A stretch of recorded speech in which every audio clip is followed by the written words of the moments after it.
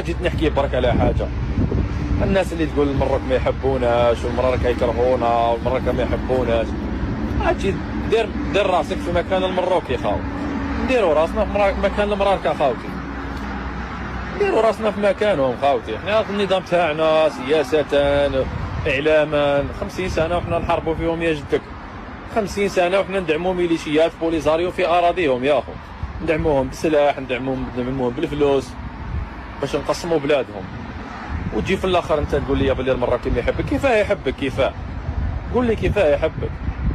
كيفاه يحبك وانت حاب تقسم له بلاده يا اخو؟ معليش حنا كاش واحد يحكي على يقول الله من هذا منكر يدوه للحراش، كاش ما واحد يقول حنا في الصحراء يا اخو اش دخلنا يا حنا يا عمي تبو شفنا حلول كيفاه ما يبقاوش نديروا طوابير، كيفاه ما تبقاش عندنا ازمه غاز، ما بقاوش حنا مقابلين المروك وديني للحراش عمي تبون. راني نقول الحق، ديني للحراش ثاني، هذه هي ليسونسيال.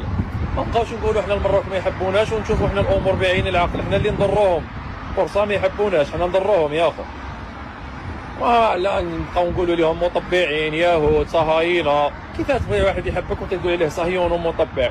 الفلسطيني يا جدك تقول له تحب المروك يقول لك نحب المراركه ونحب المروك، وحنا الجزائر حنا كاع لا حنا ندعموا. وفرنسا ثاني مطبعه مع الكيان، روسيا دارت خير في سوريا، روسيا ثاني دارت مصائب في العالم.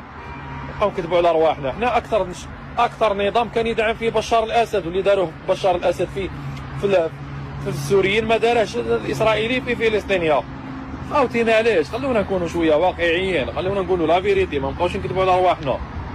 احنا اللي ضريناهم في حياتهم. احنا اي حاجه كاش حاجه توقع في الجزائر المروك الطوابير عندنا عمي تبون، المروك عندنا مشاكل غاز يا عمي تبون، المروك ازمه يا عمي تبون في البلاد، المروك.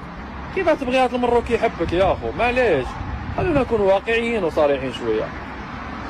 احنا اللي ضريناهم. المروك ديما يكون عندها رده فعل، جامي جا الفعل من عندها، ديما يجي من عندها رده فعل. دين الرب يا كفرتونا معاكم في هذه البلاد يا اخو، كفرتونا معاكم في هذه البلاد. هذه هي تجي تقول لي انا المروكي ما يحبناش، من حقه ما يحبكش يا اخو، من حقه. الضرر اللي ضرينا احنا المروك ما ضرته حتى دوله ثانيه يا اخو.